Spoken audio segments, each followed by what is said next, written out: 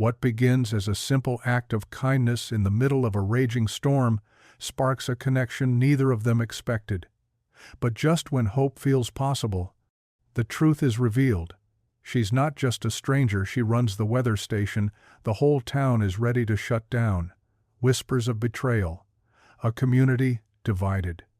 A father torn between protecting his daughter and risking his heart. When love and trust hang in the balance and storms strike harder than ever, will this storm tear them apart forever or bring them the second chance they never saw coming? Before we get into the story, comment below where in the world you are watching from today. The afternoon sun had long since disappeared behind a thick blanket of clouds as Michael Carter wiped his greasy hands on a shop rag. The familiar scents of motor oil and rubber filled his nostrils as he took one last look around his auto repair shop. Tools were neatly arranged on pegboards and the concrete floor had been swept clean, just the way he liked to leave things. Another day done, he mumbled to himself, glancing at the wall clock. His eyes widened. Oh shoot, Emily's piano practice.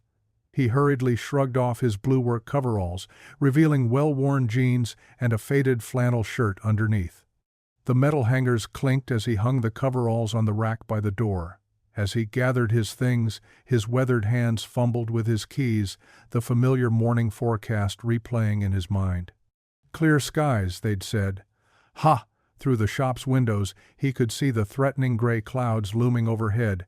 They reminded him of battleships, dark and imposing. The weather had been getting increasingly unpredictable lately, making his daily routines more challenging than they needed to be. Just great, he muttered, running a hand through his salt and pepper hair.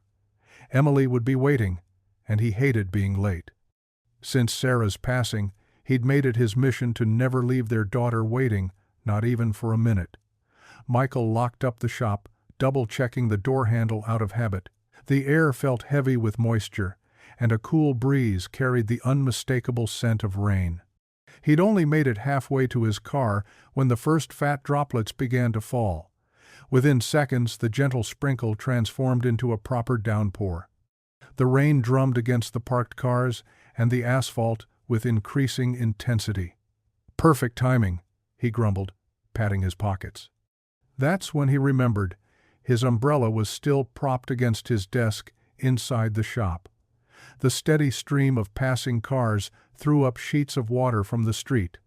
Michael pressed himself closer to the buildings, trying to stay under the narrow awnings, but it was no use. His flannel shirt quickly became saturated, clinging uncomfortably to his shoulders. If Sarah could see me now, he said with a bitter laugh, thinking of how she would have gently scolded him for forgetting his umbrella. She had always been the prepared one, the one who checked weather reports and packed emergency kits. The memory sent a familiar ache through his chest. Water streamed down his face as he trudged forward. The sidewalks had cleared quickly when the rain hit, leaving him practically alone in the downpour. His boots splashed through growing puddles, and he could feel water seeping into his socks. Predictable as ever, he muttered, thinking about the morning forecast. Clear skies, my foot. The irony wasn't lost on him, how weather, like life itself, had a way of changing without warning. One minute you're going about your business, the next, everything's different. A passing truck sent a wave of water toward the sidewalk. Michael jumped back just in time, his back pressing against a shop window. Come on, he shouted after the vehicle, though his voice was lost in the drumming rain. The storm seemed to be getting worse by the minute. Lightning flickered in the distance, followed by a low rumble of thunder that he could feel in his chest. The wind picked up, driving the rain sideways and rendering the building overhangs useless as shelter. As he wiped water from his eyes, movement ahead caught his attention. Through the curtain of rain, he could make out a figure about half a block ahead, a woman, by the looks of it. She was holding what appeared to be a leather satchel over her head, trying unsuccessfully to shield herself from the deluge. The sight stirred something in Michael's chest. Despite his own discomfort and his urgent need to pick up Emily, he couldn't ignore someone else struggling in the storm. Sarah had always said that kindness was what made us human, especially when it was inconvenient. The woman's clothes were completely soaked, and she was having trouble maintaining her balance as she navigated the slick sidewalk in what looked like professional attire. Her attempts to protect whatever was in her satchel seemed increasingly futile as the rain continued to pour. Without really thinking about it, Michael quickened his pace to catch up with her. The rain was coming down so hard now that he could barely see a few feet ahead, but he could still make out her figure through the sheets of water. His shoes squeaked with every step, and his socks were completely waterlogged, but he pressed on. As he got closer, he could see her shoulders were hunched against the wind, her free hand trying to keep her hair from whipping into her face.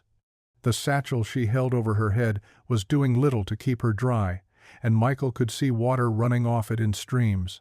Something about her determination, struggling forward despite the elements, reminded him of himself in the years after Sarah's passing, pushing forward no matter what life threw at him, if only for Emily's sake. Finally, he closed the distance between them. Without hesitation, he stepped closer, raising his arm to shield her from the worst of the rain. It wasn't much, but it was all he could offer, a simple gesture of kindness in the middle of an unexpected storm. The woman tensed, sensing someone approach through the downpour. Michael remained where he was, arm extended in an offer of shelter, waiting for her to accept or decline his small act of assistance. The woman turned, startled by Michael's presence, but her surprise quickly melted into visible relief at his offered shelter. Water streamed down her face, and her dark hair clung to her cheeks in wet strands. "Oh, thank goodness," she said, letting out a breathless laugh. "I was starting to think I might need a boat instead of shoes." She stepped closer to Michael, careful to maintain a respectful distance despite sharing the makeshift shelter of his extended arm. A crack of thunder rolled overhead, making them both jump. The woman clutched her waterlogged satchel closer to her chest, grimacing at its soaked condition. "I'm Claire," she said, having to raise her voice slightly over the drumming rain. "Claire Donovan, and you're officially my hero of the hour." Michael felt the corners of his mouth twitch upward despite his earlier frustration. "Michael Carter," he replied, adjusting his position slightly to better shield them both from the wind-driven rain. "Though I'm afraid I'm not much of a hero without an actual umbrella." Claire's laugh was warm and genuine, creating a strange contrast to the cold rain still pelting them. "Well, Mr. Carter, your arm is doing a better job than my poor satchel." She held up the dripping leather bag. "I don't think it'll ever forgive me for this abuse." They began walking together, their footsteps splashing through puddles that had formed on the uneven sidewalk. A passing car sent a wave of water toward them, and Michael instinctively moved to block it, getting an extra dose of water down his back for his troubles. "You know," Claire said, picking her way carefully around a particularly deep puddle, "I think we might need to upgrade from a driver's license to a captain's license just to navigate these sidewalks." Michael chuckled, surprised by how easily the sound came. "I was just thinking the same thing, though I left my sailing credentials in my other pants." "Amateur mistake," Claire teased, her eyes twinkling despite her bedraggled appearance.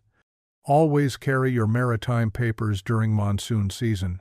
A particularly strong gust of wind caught them both off guard, forcing them to pause and brace themselves. Michael found himself unconsciously stepping closer to Claire, trying to provide better protection from the elements. The wind carried the scent of her shampoo, something light and floral that reminded him of spring. "So," Michael said as they resumed walking, "where are we sailing to? I should probably know our destination if I'm playing captain." Claire pointed ahead through the rain. "The weather station. I work there, or at least I'm trying to get there without dissolving into a puddle first." Michael couldn't help but laugh. "The weather station? You mean you didn't see this coming?" "Oh, very funny," Claire said, but her smile took any sting out of the words. "I'll have you know, our forecasting equipment is top-notch.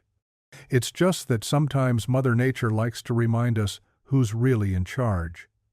"Seems like she's making her point pretty clearly today," Michael observed as another rumble of thunder emphasized his words. They passed several storefronts, with people pressed against the windows, waiting out the worst of the storm. Michael noticed a few envious glances directed their way, probably wishing they had thought to bring umbrellas of their own. "You know," Claire said, carefully stepping over a small river that had formed between sidewalk blocks, "there's something almost magical about storms like this. They have a way of bringing people together." Michael glanced at her, struck by the observation. "Is that the official weather station position on terrible forecasts?" Claire laughed again, the sound bright against the gray backdrop of the storm. "No, that's just my personal philosophy. When the weather turns bad, people tend to help each other out. Like offering shelter to drowned rats like me." "You're hardly a drowned rat," Michael said automatically, then felt his cheeks warm slightly at the quick comment. "That's very kind of you, but I've seen myself in mirrors on rainy days," Claire replied good-naturedly. "I'm pretty sure I look like I just went swimming fully clothed." They crossed another street, Michael carefully guiding them around the deeper puddles. The weather station's building was now visible ahead, a modest two-story structure with a collection of meteorological equipment on its roof. "Almost there," Claire said, relief evident in her voice. "I don't suppose you'd consider a career change to professional umbrella escort? We could use someone with your skills." Michael found himself smiling again, surprised by how natural it felt. "I'm afraid my auto repair shop keeps me pretty busy, though I might consider it if another flood comes through." They reached the weather station's entrance, and Claire stepped away from Michael's shelter to face him properly. Her clothes were thoroughly soaked, her professional outfit now resembling something that had gone through a wash cycle, but her smile remained bright. "Thank you, Michael," she said sincerely. "You've restored my faith in human nature and given me a much-needed laugh in the middle of this deluge." Michael was about to respond when a familiar voice cut through the sound of falling rain. "Dad!" Michael turned at the sound of his daughter's voice, barely having time to brace himself before Emily crashed into him with her usual enthusiasm. Her arms wrapped around him in a tight hug, seemingly unbothered by his rain-soaked clothes. "Emily?" Michael said, surprise evident in his voice. "What are you doing here?" "I thought you were at piano practice." Emily pulled back, her face bright with excitement. "Oh, I forgot to tell you. Mrs. Peterson had to cancel today's lesson. I came here instead." She turned to Claire with a wide smile. "Miss Donovan, I see you've met my dad." Claire's eyebrows rose in recognition. "This is your father? What a small world." She looked between them, clearly seeing the family resemblance in their matching brown eyes and the similar way they stood. "Come inside, both of you," Emily insisted, tugging at Michael's sleeve. "You're getting soaked out here." The weather station's lobby was warm and welcoming, with walls covered in colorful weather maps and educational displays. A few comfortable chairs were arranged near a coffee table, stacked with weather magazines, and a small desk sat in the corner with a computer showing radar images.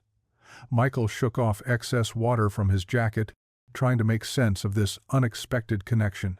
"So, you've been coming here after school?" he asked Emily, watching as she bounced on her heels with barely contained energy. "For the past 2 weeks," Emily explained. "I needed community service hours for my college applications, remember? And Ms. Donovan has been teaching me all about weather patterns and storm tracking. Did you know we can predict some storms almost a week in advance?"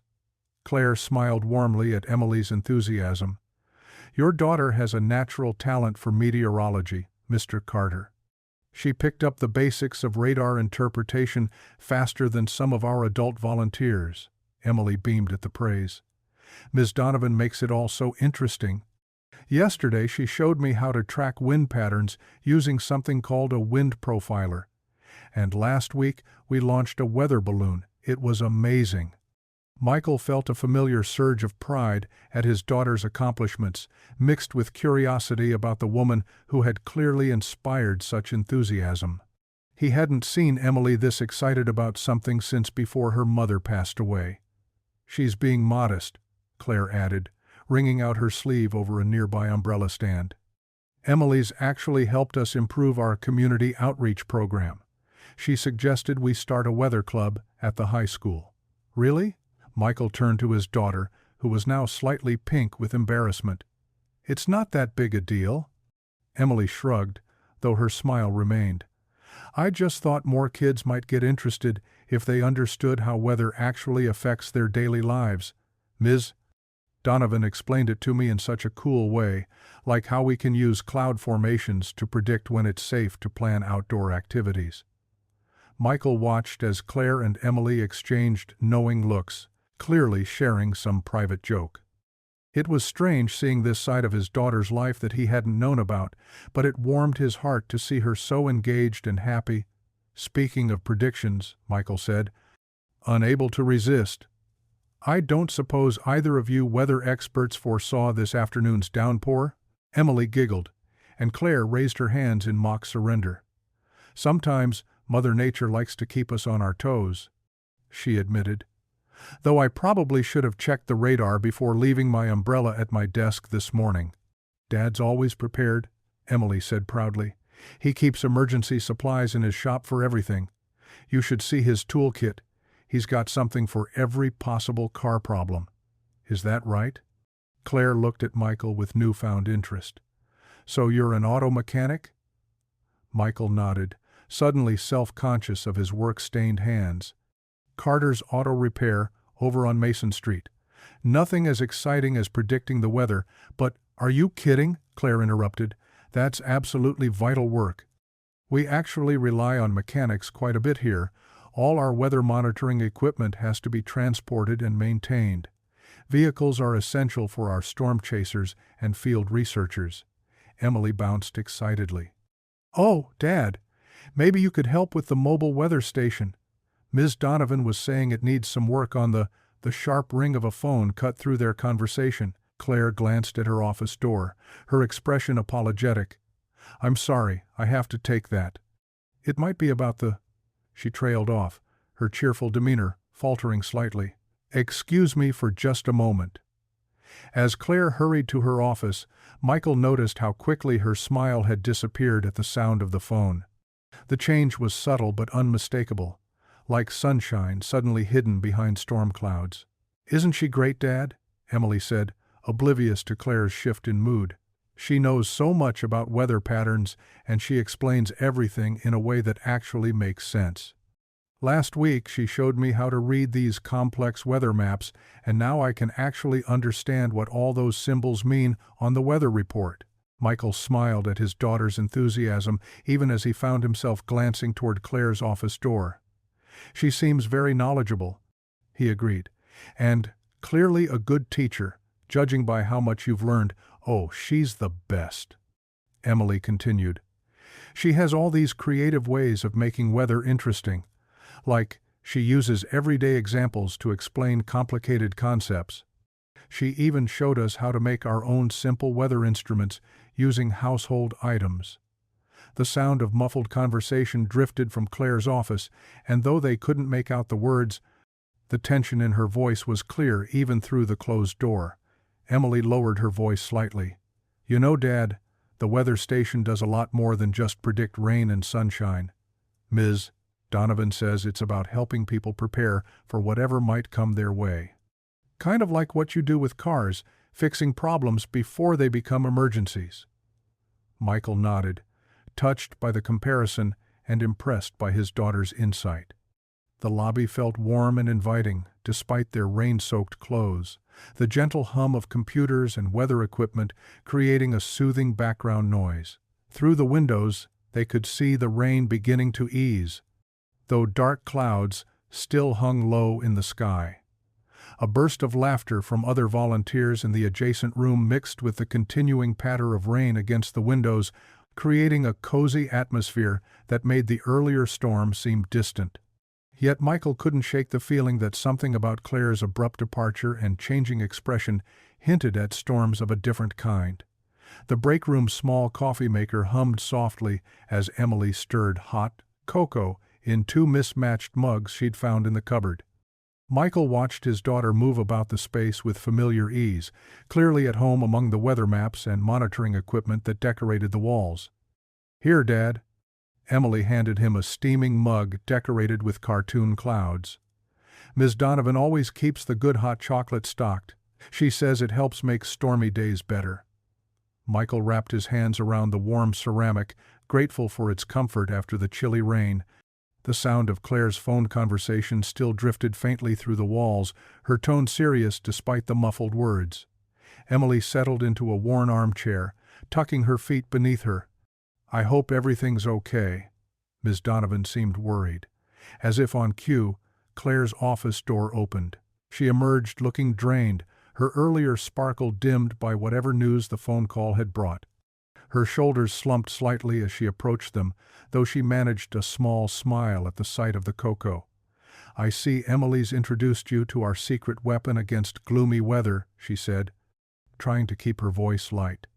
But Michael noticed the way her fingers twisted together, a nervous gesture that reminded him of his late wife Sarah when she'd been upset. "Is everything all right?" Michael asked, surprising himself with his concern for this woman he'd just met. Claire sank into an empty chair, running a hand through her still damp hair. "I suppose you might as well know, since Emily's become such a valuable part of our team here." She took a deep breath. "The town council is considering cutting our funding. They're questioning whether the weather station is worth the expense." Emily sat up straight, nearly spilling her cocoa. "But that's ridiculous. We do so much here." "I know, sweetie." Claire's smile was gentle but sad. "The problem is, not everyone in town sees that. They think we're just a glorified weather app on their phones. They don't understand all the vital services we provide, the early warning systems, the educational programs, the emergency response coordination." Michael set his mug down carefully. "How bad is it?" "We have 1 month," Claire replied, her voice steady despite the gravity of her words. "1 month to prove our worth to the community, or they'll shut us down. The building would probably be converted into office space." "But what about all our programs?" Emily's voice cracked slightly. "The school visits, the weather club we're planning?" "All gone," Claire confirmed softly, "along with our ability to provide detailed local forecasts and emergency warnings. The nearest weather station is over 50 miles away. They can't possibly monitor our specific conditions with the same accuracy." Michael watched as Emily's face fell, her enthusiasm from earlier replaced by distress. "There has to be something we can do," she insisted, looking between Claire and her father. "Dad, you're good at fixing things. Maybe you could help?" The hope in his daughter's eyes made Michael's chest tighten. He hadn't seen her this passionate about anything since before Sarah passed away. But getting involved meant risking more than just time and effort. It meant opening himself up to care about something, someone new. "I wouldn't ask if it wasn't important," Claire added quietly, seeming to sense his hesitation. "We need people who understand the community, who can help us show them why local weather monitoring matters.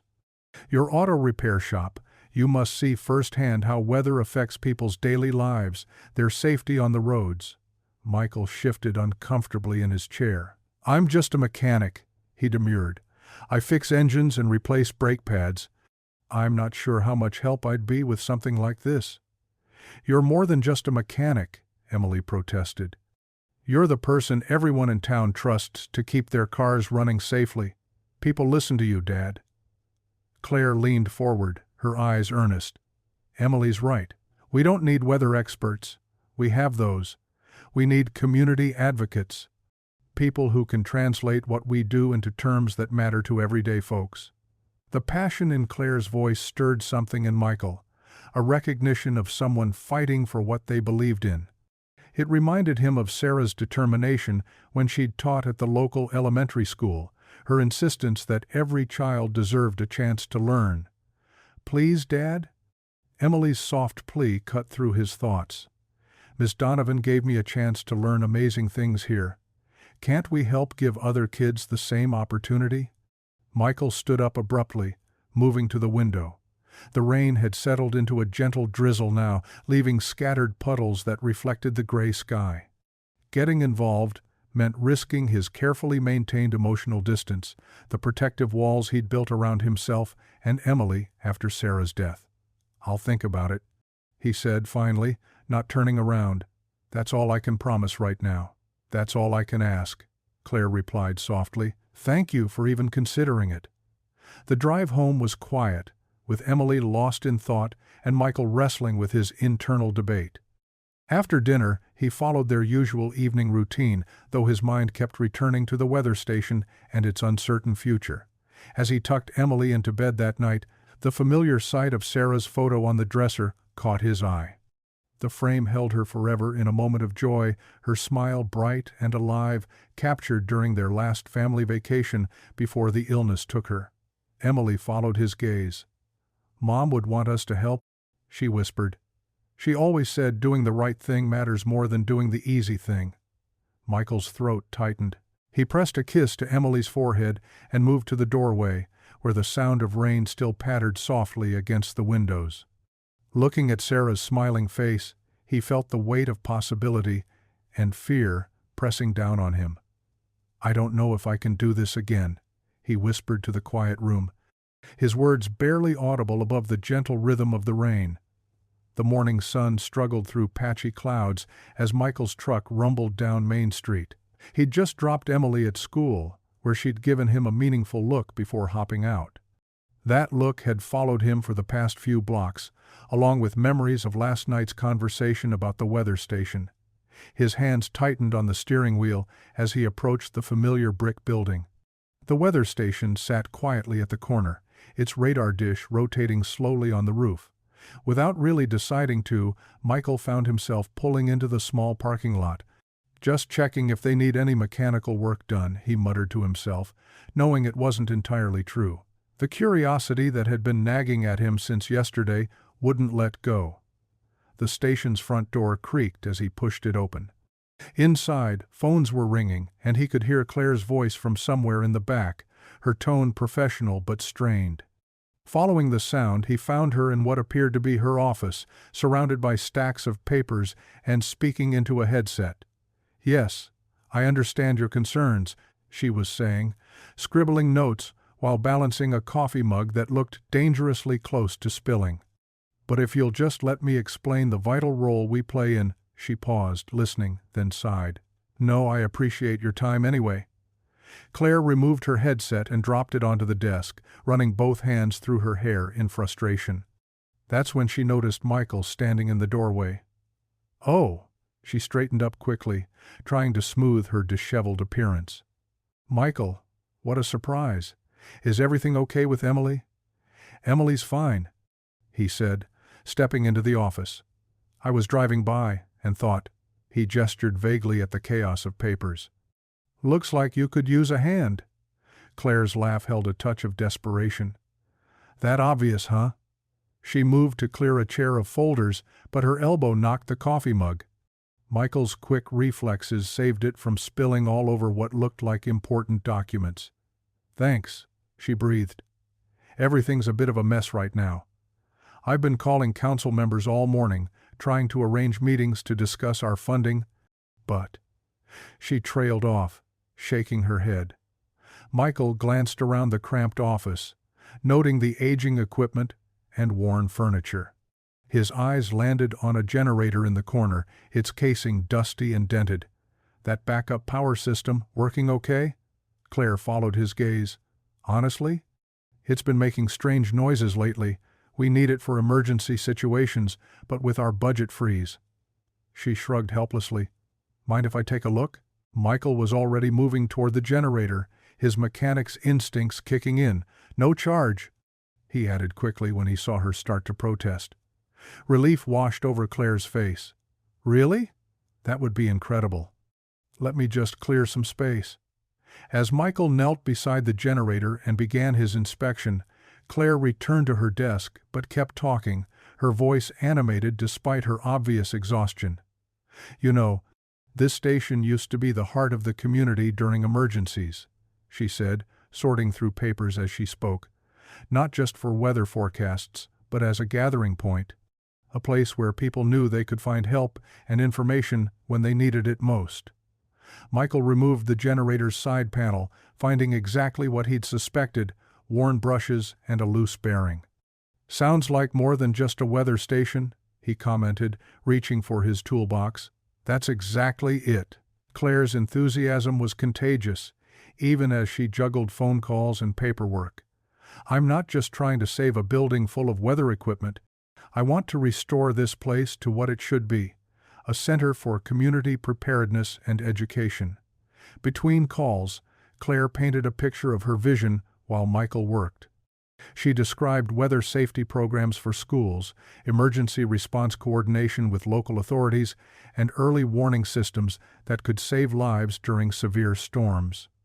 "Last month," she said, pausing in her paperwork, "we spotted a dangerous wind shear pattern that none of the regional stations caught.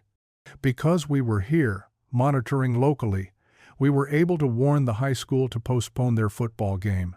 She smiled slightly. "The storm hit exactly when and where we predicted. But because everyone was already safely home, it just became another rainy night instead of a potential tragedy." Michael listened as he worked, finding himself drawn into her passion for the project. Her vision reminded him of Sarah's dedication to her students, the same belief that small actions could make big differences in people's lives. The generator's problems were straightforward enough for someone with his experience. As he replaced the worn parts, Claire continued sharing stories about the station's impact on the community. She described elderly residents who depended on their detailed forecasts to plan medical appointments, farmers who relied on their frost warnings to protect crops, and kids who discovered a love of science through their educational programs. "Almost done here," Michael announced after about an hour of work. He closed up the generator's panel and stood, wiping his hands on a rag. "Want to test it?" Claire nodded eagerly, moving to the control panel. With a flip of a switch, the generator hummed to life, its sound now smooth and steady instead of rough and concerning. The overhead lights, which had been flickering occasionally throughout the morning, stabilized to a constant glow. "Oh, thank goodness," Claire breathed, her smile lighting up her whole face. "You have no idea what a relief this is. During storm season, this backup power can mean the difference between keeping our community informed and leaving them in the dark. Literally." The warmth of her smile stirred something in Michael's chest, a feeling he hadn't experienced in years. He quickly busied himself with packing up his tools, trying to ignore it. "Just basic maintenance," he said gruffly, keeping his eyes on his toolbox. "Should run fine now, but let me know if you hear any unusual sounds." "Basic maintenance that we couldn't afford," Claire corrected gently. "Thank you, Michael." "Really." That evening, fluorescent lights hummed in the weather station's main conference room. Michael stood near the back wall, arms crossed, watching as Claire arranged chairs in a semicircle. Emily darted around, helping to set up a projector screen and passing out weather safety pamphlets to the handful of townspeople who had arrived. "Thanks again for coming," Claire had said when she called earlier, her voice hopeful. Having some friendly faces in the crowd might help. Michael hadn't been able to say no, especially with Emily's eager pleading. Now, as more residents filtered in, Michael recognized familiar faces: Bob Henderson from the hardware store, Martha Wilson, who ran the diner, and several others he knew from his auto shop. Their expressions ranged from mildly curious to openly skeptical. "Evening, everyone," Claire began, smoothing her blazer as she moved to the front of the room. "I'm Claire Donovan, the new station director, and I can't tell you how grateful I am that you've taken time out of your evening to be here." A quiet murmur rippled through the small crowd. Michael noticed how Claire's hands clasped together tightly, the only sign of her nervousness. "I know there have been questions about the weather station's value to our community," she continued, her voice growing stronger, "and I understand those concerns. But tonight, I want to share with you why this station isn't just about predicting rain or sunshine, it's about protecting lives." She clicked through her presentation, showing maps of severe weather patterns unique to their region. Michael found himself leaning forward as she explained how their local monitoring could spot dangerous conditions that larger stations might miss. Last month's wind shear event is a perfect example, Claire said, pointing to a radar image. See this pattern here? Regional stations missed it completely, but because we were watching locally, we could warn the high school about the danger. That football stadium would have been packed with families when those 70-mile-per-hour winds hit. We've gotten by just fine with the big city forecasts, Bob Henderson interrupted, adjusting his glasses. Why do we need our own station? Claire didn't flinch at the challenge. Fair question, Mr. Henderson. Let me show you something. She pulled up a split-screen comparison. This is last year's flash flood warning from the regional station, and this is our local data from the same day. Notice the 3-hour difference in detection time? Martha Wilson raised her hand. I remember that flood. My basement got water damage because the warning came too late. Exactly. Claire nodded, her eyes bright with passion. 3 hours might not seem like much, but in severe weather, it can mean the difference between saving property or losing it, or worse, between life and death. Michael watched as some of the doubtful expressions began to soften. Claire moved through more examples.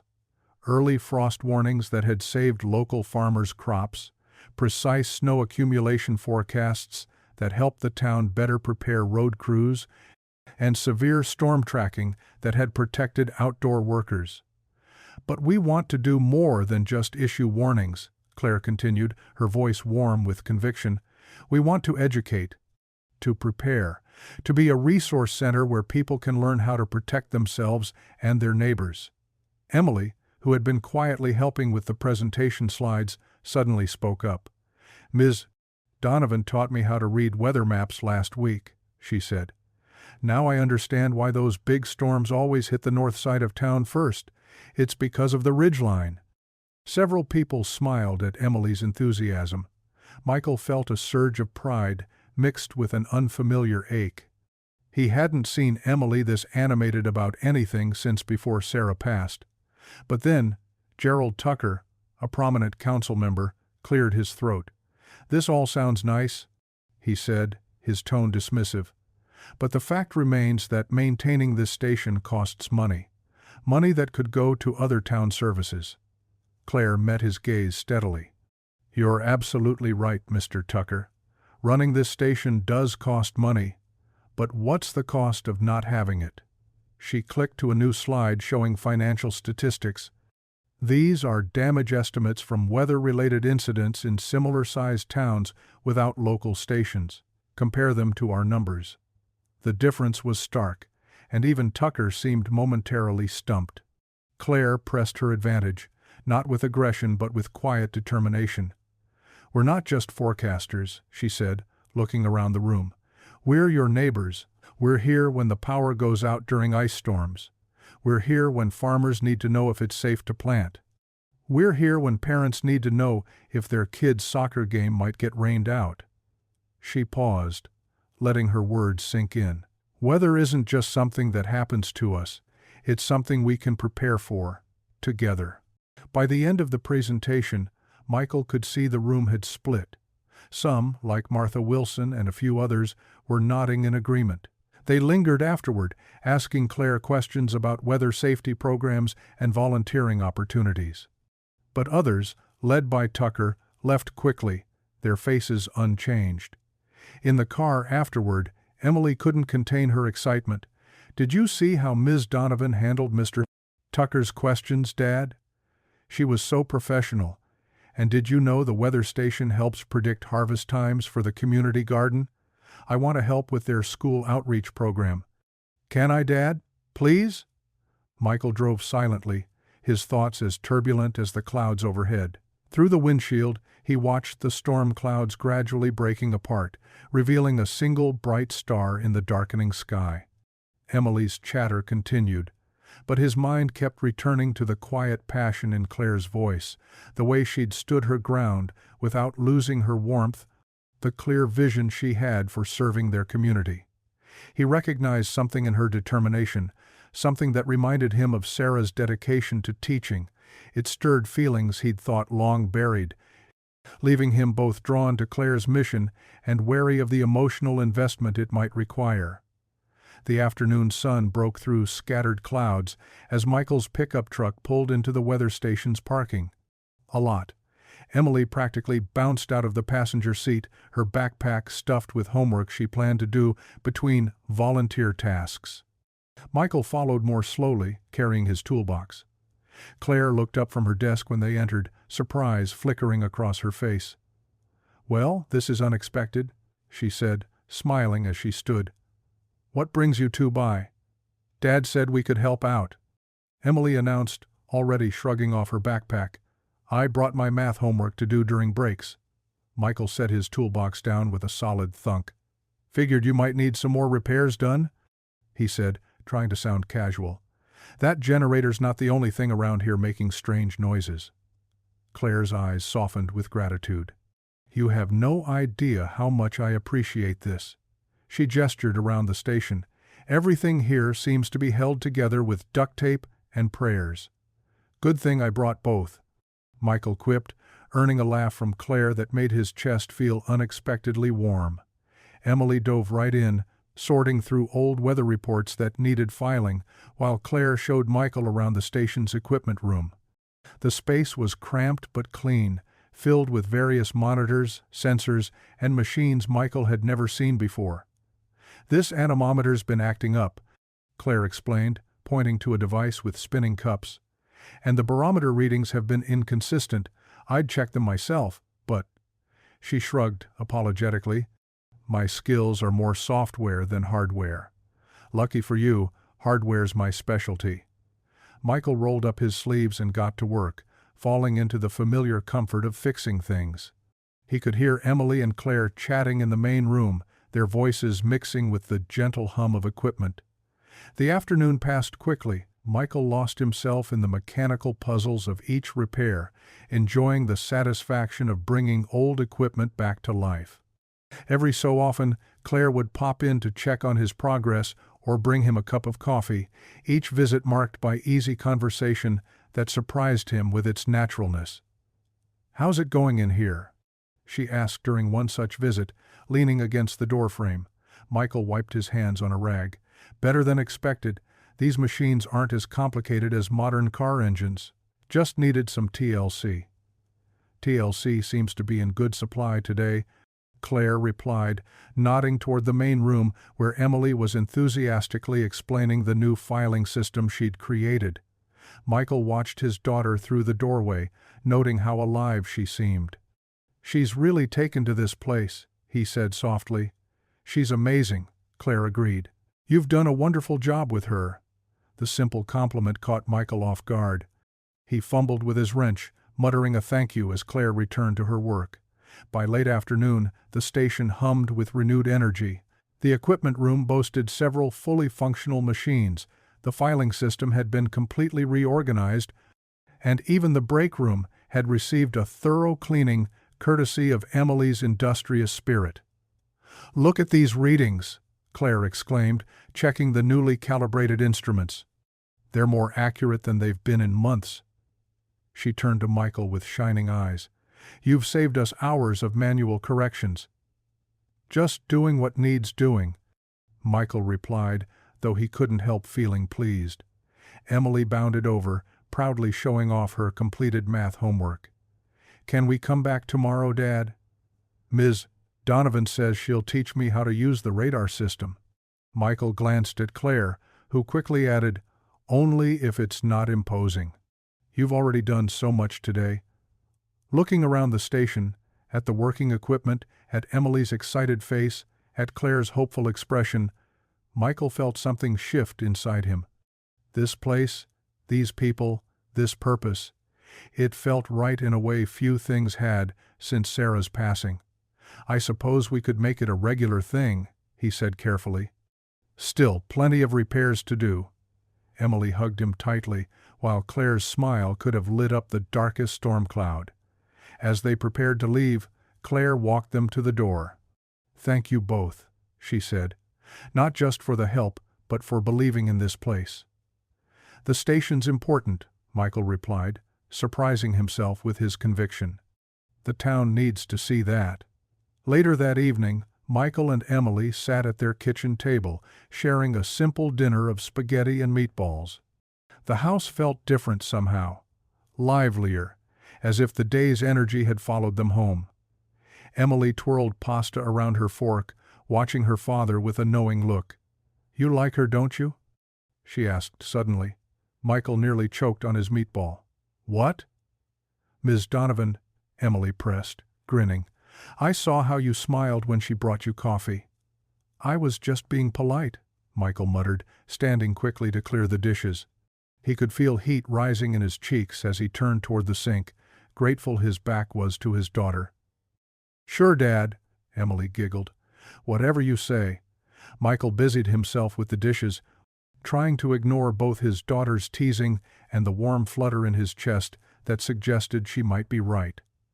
The sun peeked over the horizon, painting the sky in soft pinks and oranges as Michael's truck pulled up to the weather station. Claire stood waiting outside, a folding table and boxes of materials stacked neatly beside her. She waved, her enthusiasm visible even in the early morning light. "Thanks for coming so early," Claire said as they got out. "The farmer's market gets busy fast, and I wanted to grab a good spot." Emily, usually grumpy about early mornings, bounced out of the truck with surprising energy. "I can't wait to show everyone the cloud game." Michael began loading the supplies into his truck bed. "What exactly is a cloud game?" Claire held up a stack of colorful cards with different cloud formations printed on them. "It's a matching game. Kids learn to identify different types of clouds and what weather they might bring." Emily helped design it. "It was all Ms. Donovan's idea," Emily said. "I just drew some of the pictures." The drive to the market was short, filled with Emily's excited chatter about their plans for the day. Michael found himself stealing glances at Claire in the passenger seat as she reviewed their materials, her face animated as she explained each component of their outreach effort. The farmer's market was just coming to life as they arrived. Vendors set up stalls filled with fresh produce, homemade crafts, and local goods. The morning air carried the scent of fresh coffee and baked bread from nearby stands. They found a spot near the market's center, between a flower vendor and a honey seller. Michael and Claire worked together to set up the folding table, while Emily arranged the educational materials with careful attention to detail. "Perfect timing," Claire said as they finished. "Here come the early birds." The first market-goers began trickling past their booth. Some hurried by with barely a glance, while others slowed, curious about the weather station's display. Claire greeted each person with genuine warmth, her natural charm drawing them into conversation. "Did you know that reading clouds can help you plan your garden better?" she asked a skeptical-looking woman examining tomato plants at the next stall. The woman paused, interest piqued, and soon she was engaged in an animated discussion about weather patterns and growing seasons. Michael watched, impressed, as Claire turned technical weather information into practical advice that resonated with the townspeople. She had a gift for making complex concepts accessible, for helping people see how the weather station's work touched their daily lives. Emily proved to be just as effective with the younger visitors. She set up her cloud spotting game on a corner of the table, attracting children with its bright colors and simple rules. "See this fluffy one?" she would say, holding up a card. "That's a cumulus cloud. It looks like a cotton ball, right? These are the happy clouds that come out on nice days." Parents stopped to watch their children play, and many lingered to chat with Claire about weather safety tips. A clear mason jar labeled "Weather Station Support" slowly accumulated dollars and coins as the morning progressed. Around midday, Michael returned from a coffee run to find Claire deep in conversation with Old Joe, the town's most notorious skeptic. To his surprise, the elderly man was nodding along as Claire explained the station's early warning system for severe weather. "Here," Old Joe said, fishing in his pocket and dropping a $20 bill in the donation jar. "Keep our town safe, young lady." Claire beamed, and Michael felt something shift in his chest. This wasn't just about saving the weather station anymore. It was about building something meaningful for the community, something that mattered. The afternoon brought a steady stream of visitors. Michael found himself drawn into conversations, sharing stories about how accurate weather predictions helped his auto repair business prepare for busy days after storms. He surprised himself with his own enthusiasm, realizing how much he'd come to believe in Claire's mission. Emily's cloud game proved so popular that they ran out of prize stickers. Claire improvised by teaching the children to make paper airplanes, incorporating lessons about wind patterns as they flew them around the market square. As the sun began its descent and vendors started packing up their stalls, Michael caught himself studying Claire in the golden evening light. She was tired but glowing with accomplishment, her hair slightly mussed from the day's activities, her smile warm and genuine as she thanked their last visitors. They packed up slowly, Emily clutching the donation jar proudly. Though not overflowing, it contained more than they'd expected, a tangible sign of the community's growing support. "Let me help you with that," Michael said as Claire struggled with a heavy box. Their hands met on the cardboard edges, lingering for a moment that stretched just a bit too long. Claire's fingers were warm against his, and he felt that familiar flutter in his chest again. "Thank you," she said softly, looking up at him with those earnest eyes. "Not just for this, for everything today. Having you both here made all the difference." Michael felt the weight of her gratitude, saw the sincerity in her expression. That brief touch seemed to hold something more, something that both thrilled and terrified him. Before he could respond, Emily called from the truck, breaking the moment. The weather station hummed with quiet energy as the evening settled in. Michael had just dropped Emily off at her friend's house for a sleepover, and now he found himself back at the station, helping Claire sort through boxes of old weather records. The building felt different at night, more intimate somehow, with just the two of them and the soft glow of desk lamps. "You really don't have to stay," Claire said, though her grateful smile suggested she was glad for the company. "I know it's not the most exciting way to spend an evening." Michael shrugged, carefully placing another stack of papers into a filing box.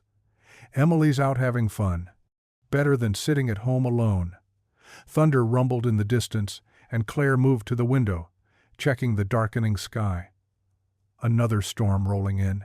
Third one this week. "Keeps us busy at the shop," Michael said.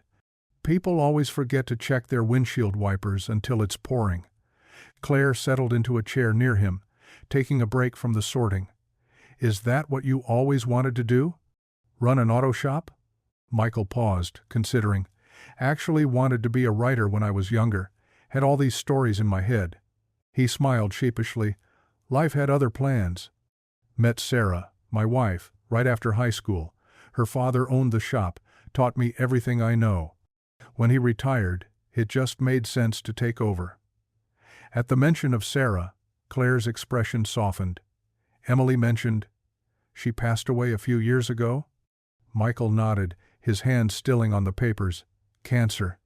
It was quick, maybe too quick. Barely had time to process it before she was gone."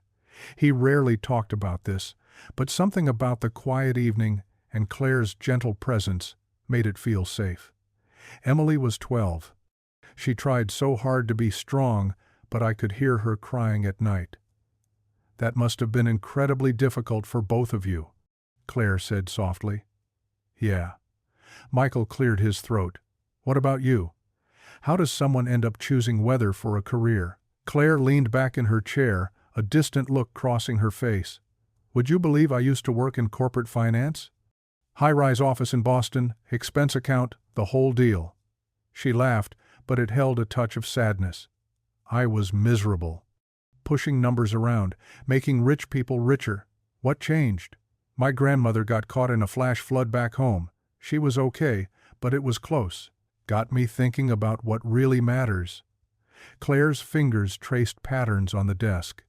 "I'd always been fascinated by weather, studied meteorology in college before the finance world lured me away. So I went back to school, got my certification, took a huge pay cut to work at a small station in Vermont. Bet your family loved that decision, Michael said, recognizing the look of someone who'd disappointed others' expectations.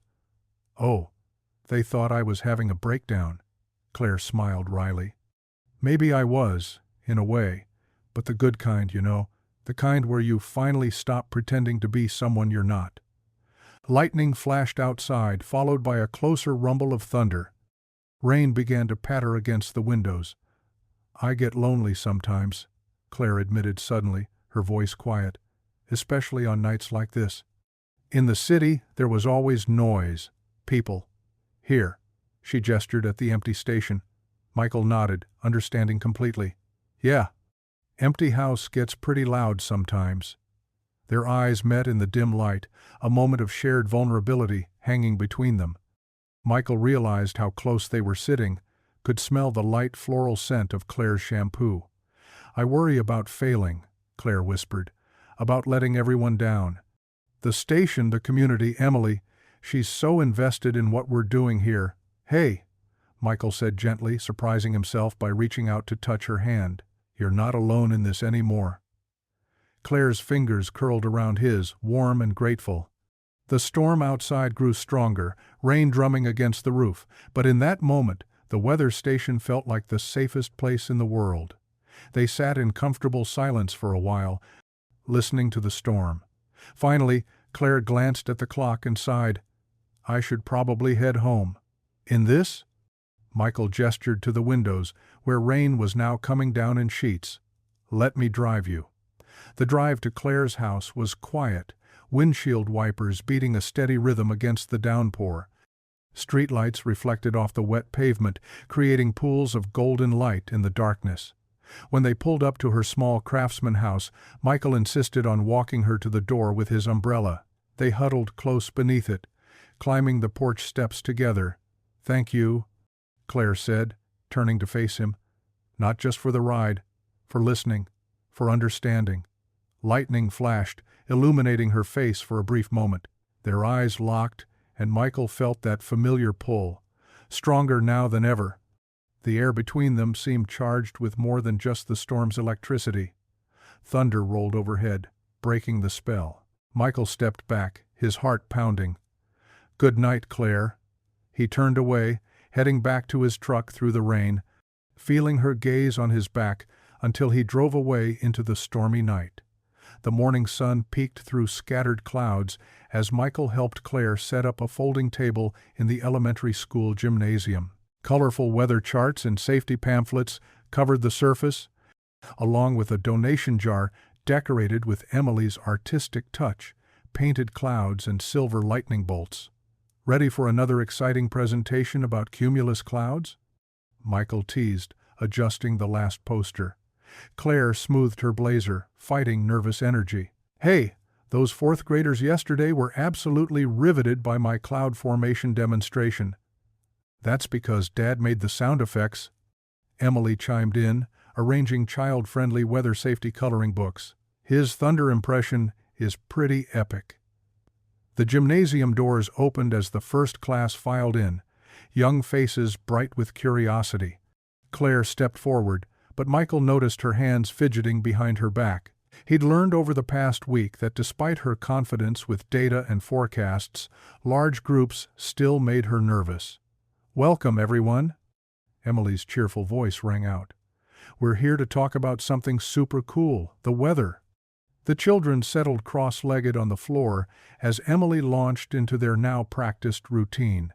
She started with a simple question game about storms and safety, getting the kids involved and giggling. Then Claire took over, her initial nervousness melting away as she demonstrated how warm and cold air created different weather patterns using balloons and a fan. Michael watched from the side, pride swelling in his chest. Claire had a way of making complex concepts accessible, her eyes lighting up when students asked questions. But it was Emily who truly amazed him. His daughter had blossomed into a natural leader, bridging the gap between the adults and children with ease. When it was his turn, Michael stepped forward with the confidence of a born storyteller. Who here has ever been scared during a big storm? Nearly every hand shot up. Well, let me tell you about the time I got caught in the biggest thunderstorm this town has ever seen. The children leaned forward, completely captivated. Even Claire paused her preparation for the next demonstration to listen. Michael wove his tale, mixing humor with practical safety tips, making the kids laugh while teaching them valuable lessons about weather awareness. That afternoon, they moved to the First Baptist Church for a community workshop. The audience was smaller but more skeptical, mostly older residents who questioned the station's value. Claire began with facts and figures, but Michael could see she was losing them. "Claire," he whispered during a brief break, "tell them about your grandmother." She hesitated, then nodded. Returning to the podium, Claire set aside her notes. "Let me share why I really came to this town," she began, her voice soft but steady. The story of her grandmother's near miss with the flash flood captured the room. Heads nodded in understanding, and several people shared their own weather-related close calls. By week's end, they had visited 3 schools, 2 churches, and even set up a booth at the local diner during the breakfast rush. Word spread through town about the engaging presentations. The donation jar grew heavier, and Claire's phone began ringing with calls from people offering support. "Look at this," Emily exclaimed one evening, counting the day's donations. "Mrs. Henderson from the Quilting Circle gave us $50. And the hardware store owner promised to donate emergency weather radios," Claire added, updating her spreadsheet.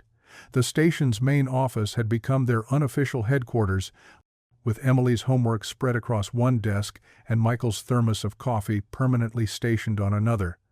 "We might actually pull this off," Claire said softly, hope creeping into her voice. The culmination of their efforts arrived on a crisp Saturday evening, a fundraising dinner at the community center. Tables filled with familiar faces from their week of outreach. Emily flitted between groups, charming everyone with her enthusiasm. Claire worked the room with growing confidence, no longer the outsider, but a woman with a vision for protecting their community. When it came time for speeches, Claire delivered a powerful presentation about the station's importance. She included photos from their school visits and testimonials from community members, showing how deeply the station had already woven itself into the town's fabric. "And now," Claire said, "I'd like to invite Michael Carter to say a few words."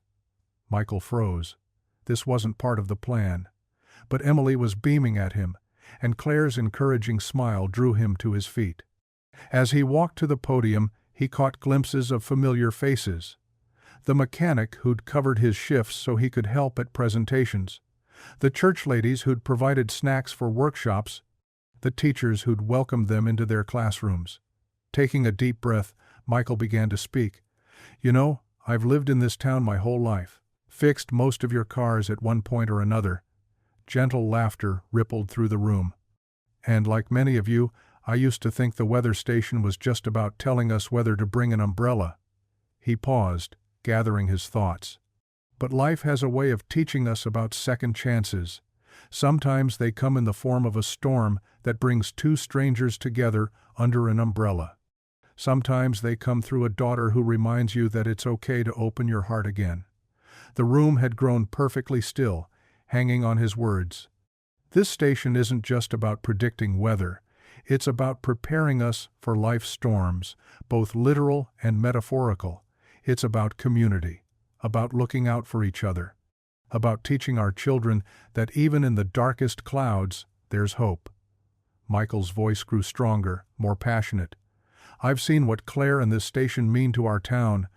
I've watched my own daughter discover a purpose here, and I've learned that sometimes the best things in life come from taking a chance on something or someone new." Applause erupted as he finished. People stood, cheering and wiping away tears. Emily rushed forward to hug him tightly.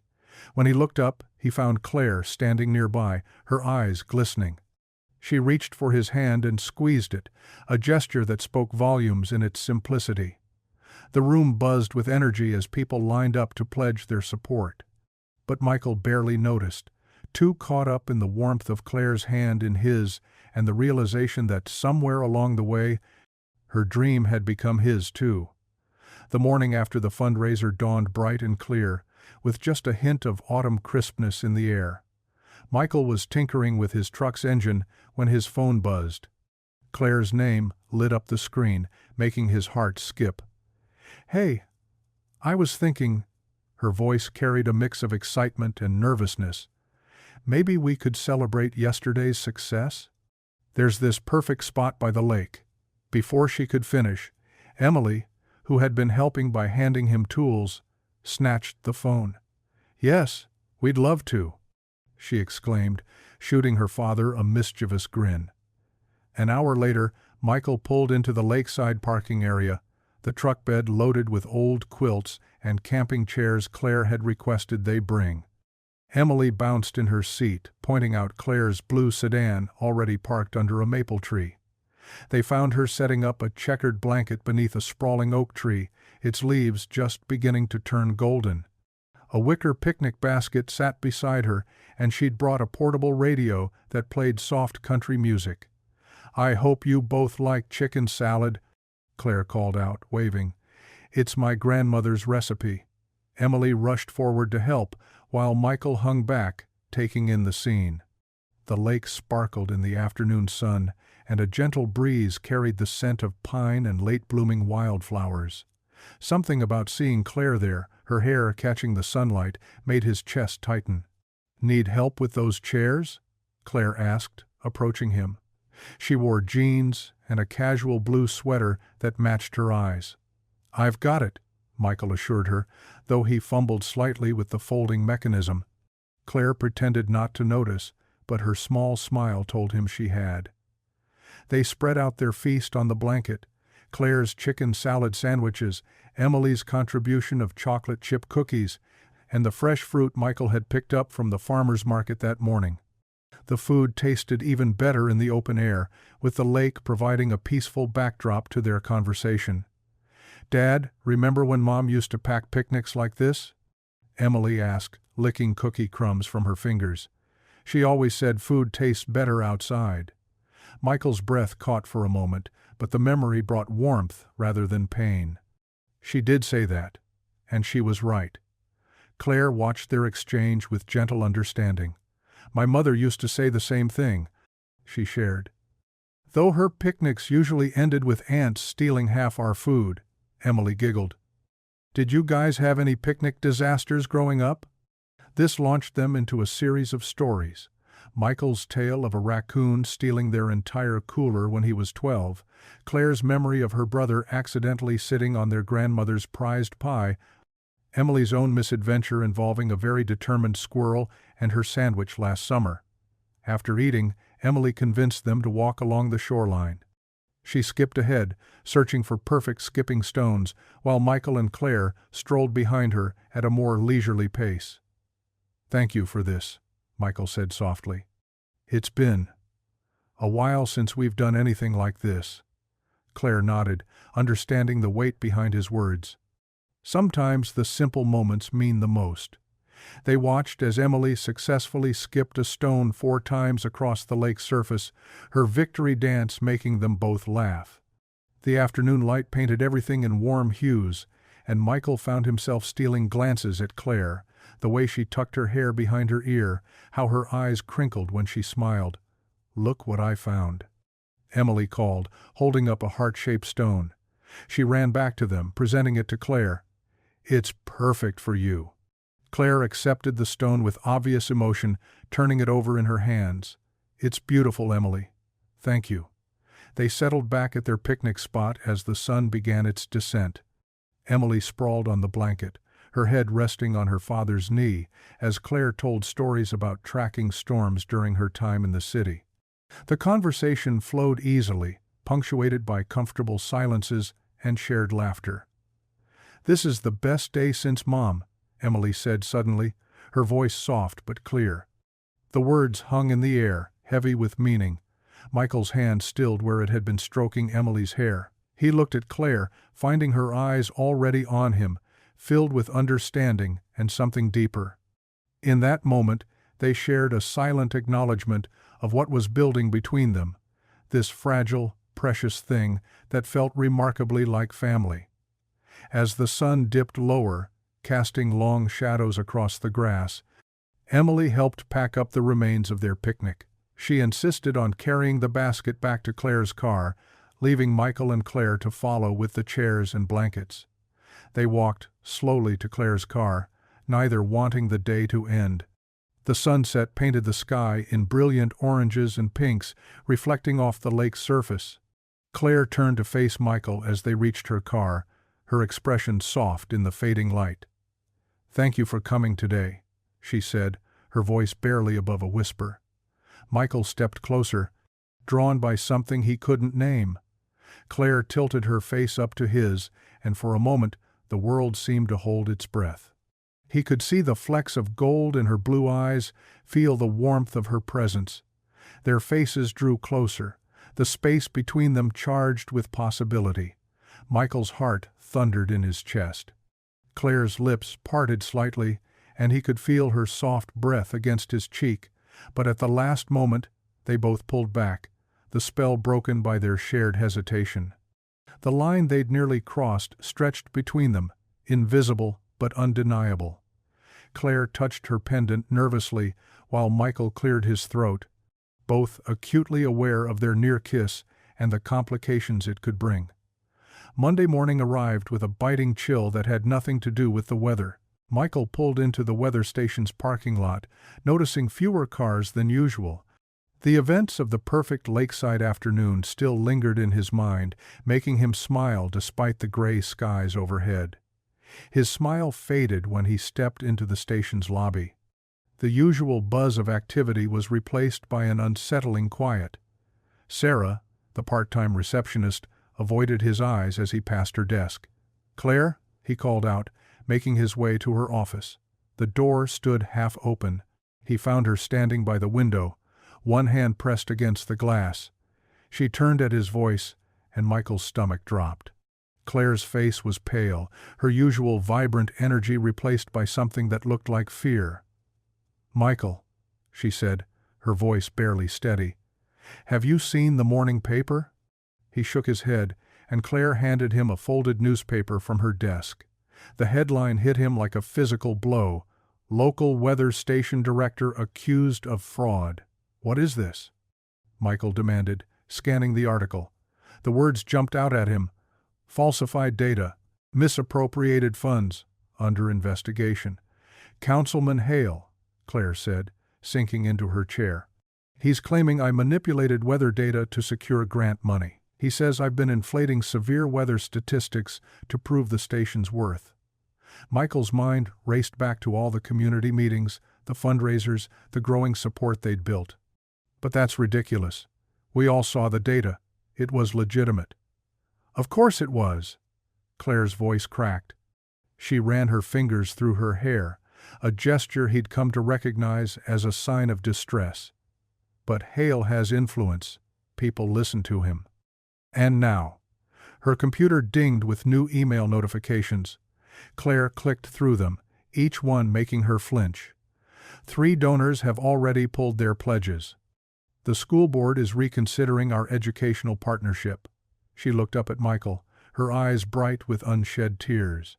"Everything we built is falling apart." Michael wanted to reach for her, to offer comfort, but something held him back.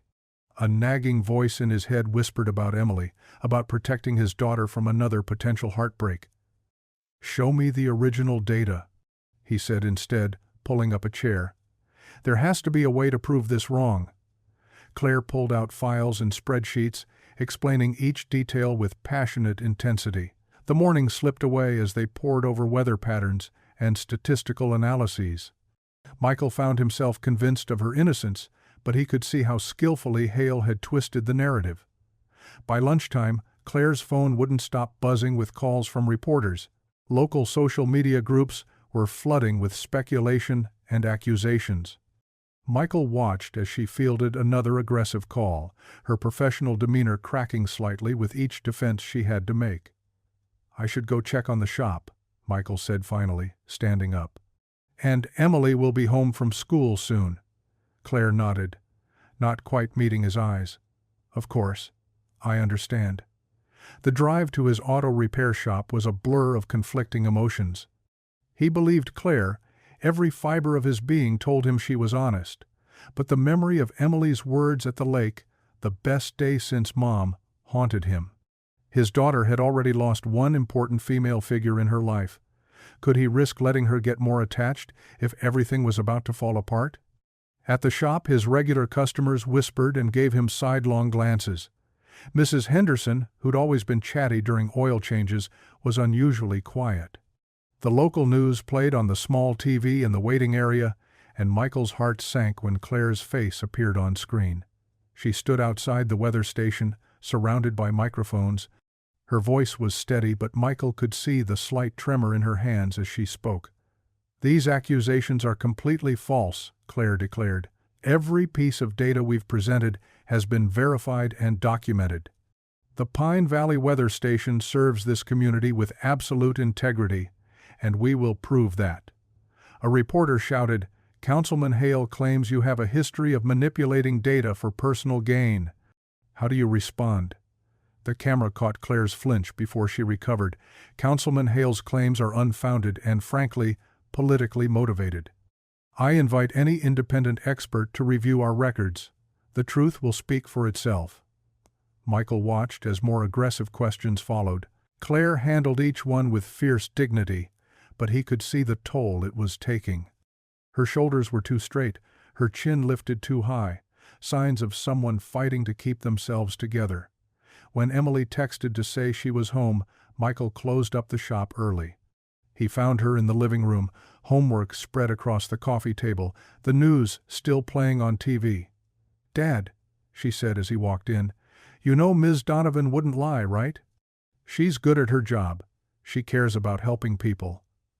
Michael's chest tightened at the worry in his daughter's voice. "I know, sweetheart. Then why aren't you there helping her?" Emily's question hit him like an accusation. Before he could answer, the news anchor's voice caught their attention. Coming up, more developments in the Pine Valley Weather Station scandal, as additional community leaders expressed concern over Director Claire Donovan's leadership. The screen showed Claire again, this time leaving the station in the evening darkness. She looked smaller somehow, more vulnerable, but her voice remained defiant as she addressed the waiting reporters. "I came to Pine Valley because I believed in building something meaningful," she said.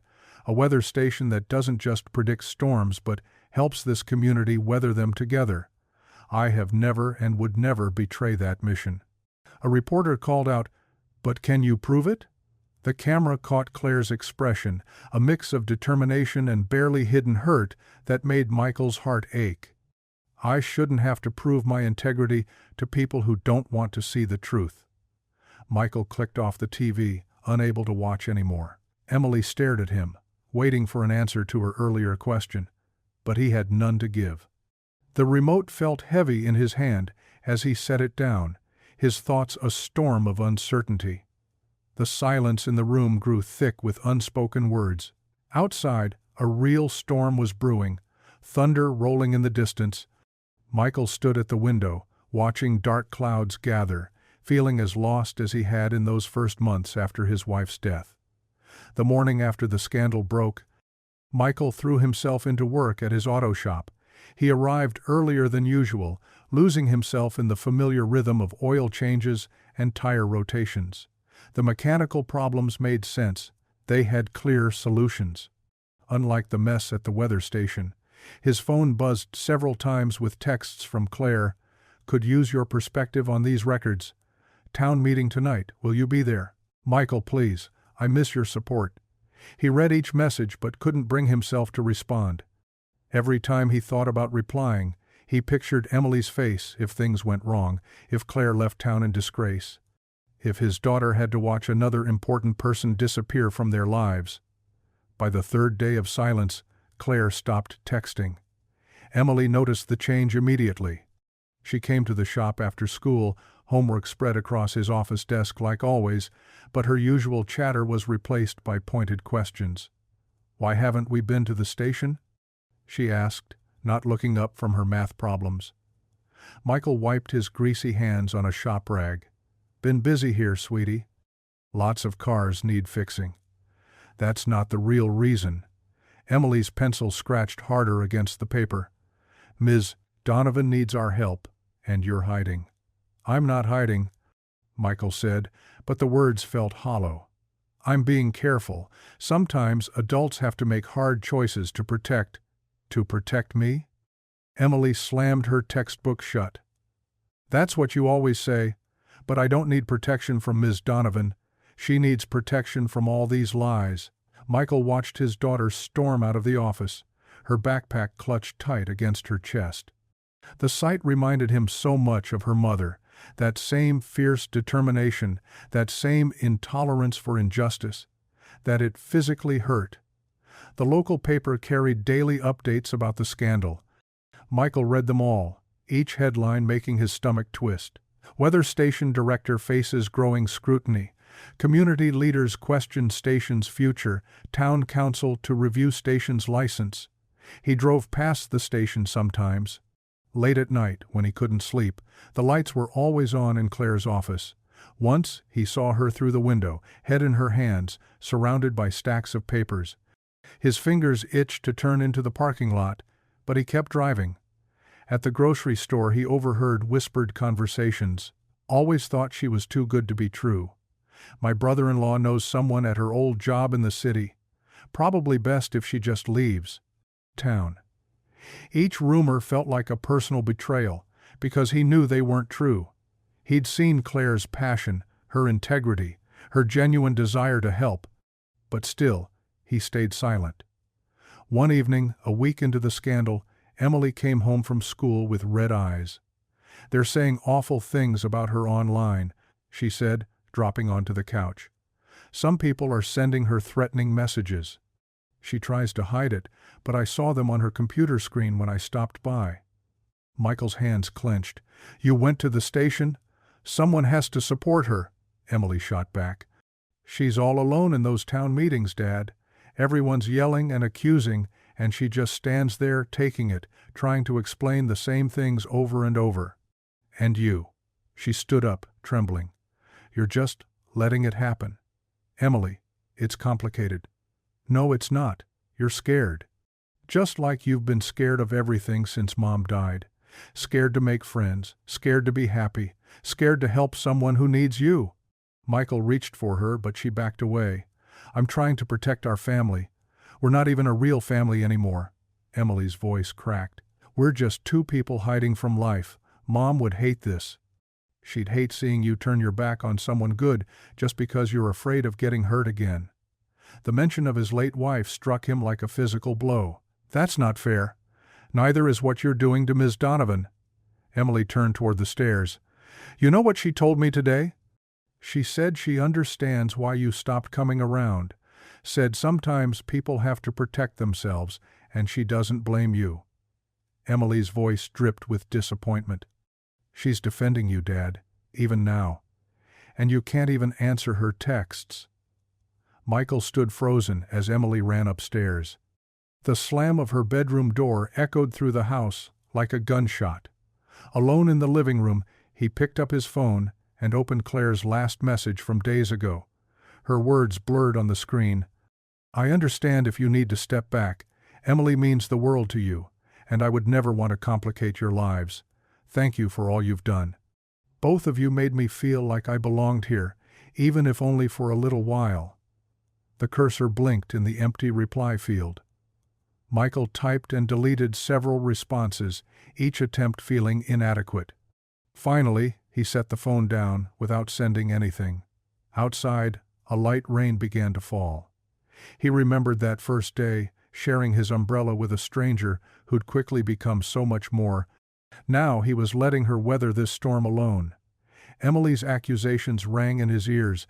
Coward, hiding from life. Mom would hate this. He walked to the mantel and picked up Sarah's photo, his late wife's smile frozen in time, her eyes bright with the fearless joy that had made him fall in love with her. What would she say about the man he'd become? About this habit of retreating at the first sign of emotional risk? The rain grew heavier, drumming against the windows.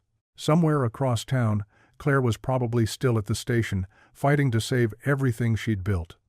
And here he was, hiding in his familiar routine, telling himself it was for Emily's protection, when really, another door slam echoed from upstairs, followed by the muffled sound of Emily's angry tears. The sound cut through him like a knife. His daughter was right. This wasn't protection, this was fear, pure and simple. Fear of caring too much, of losing too much, of feeling too much. He glanced at his phone again, remembering Claire's fierce defense of the station, her gentle way with Emily, her understanding even in the face of his abandonment. The thought of her facing those hostile town meetings alone, reading those threatening messages without support, made him feel sick with shame. But still, he couldn't make himself move, couldn't make himself reach out. The walls he'd built since Sarah's death stood firm, even as every brick felt heavier than ever. From upstairs, Emily's muffled voice carried down, "You're such a coward, Dad. Such a coward." The words hung in the air, impossible to deny, impossible to escape. Michael sank into his chair, the weight of his choices pressing down like a physical thing. As the storm outside grew stronger and his daughter's tears continued to fall, Michael trudged up the stairs after another silent dinner, his footsteps heavy with the weight of Emily's disappointment. The house felt emptier than usual, echoing with unspoken words and missed opportunities. As he pushed open his bedroom door, something caught his eye. A folded piece of paper resting on his pillow. His heart squeezed when he recognized Emily's neat handwriting on the outside. "Dad, I found this in Mom's old journal. Please read it." Inside the folded note was another letter, the paper yellowed with age, its edges worn soft from handling. His hands trembled as he recognized Sarah's flowing script. The date at the top showed it was written just weeks before her passing. Michael sank onto the edge of his bed, the mattress creaking under his weight. The bedside lamp cast a warm glow over the pages as he began to read, "My dearest Michael, if you're reading this, it means our time together was cut shorter than we hoped. I'm writing this letter because there are things you need to know, things I worry might get lost in the fog of grief. You have the biggest heart of anyone I've ever known. That's what drew me to you all those years ago, not just your kindness, but your capacity to care so deeply. But I know you, my love. I know how you retreat when things get hard, how you build walls to protect yourself from pain. Please don't let my passing become your excuse to close yourself off from life. Don't use Emily as a reason to hide from love. She needs to see her father embrace life, not just endure it. She needs to learn that hearts can heal, that love is worth the risk, even after loss. Keep your heart open, even in storms, especially in storms. That's when people need warmth and shelter the most. Remember how we met? You offered me your umbrella during that downpour at the county fair. One simple act of kindness that changed both our lives forever. I know you'll be an amazing father to Emily. But don't forget to also be Michael, the man who laughs easily, who helps strangers, who believes in second chances, the man I fell in love with. Life will send you more rainstorms, my love. When they come, don't hide. Dance in the rain, share your umbrella. Let love surprise you again. All my love, Sarah." The words blurred as tears filled Michael's eyes. He pressed the letter to his chest, feeling the phantom warmth of Sarah's love seeping through the paper. A sob caught in his throat as memories flooded back, Sarah's laugh, her fearless approach to life, her way of pushing him past his comfort zone. Emily's note fluttered to the floor. He picked it up with shaking hands. "Dad, Mom knew you better than anyone. She knew you'd try to protect yourself from hurt by pushing everyone away. But that's not protection, it's prison. And it's not what she wanted for you. Ms. Donovan makes you smile like Mom used to. She brings out the best in you, just like Mom did. And now, when she needs help the most, you're hiding behind your walls again. I miss Mom every day. But I miss you too, Dad, the real you. The one who taught me to face my fears, not run from them. The one who always said doing the right thing matters more than doing the easy thing. Ms. Donovan is good, Dad. she's worth fighting for. And I think, if Mom were here, she'd tell you the same thing. Love. Emily. Michael leaned back against the headboard, both letters resting in his lap. The room felt charged with the presence of the two most important women in his life, one gone but never forgotten, the other growing wise beyond her years. Sarah's words echoed in his mind.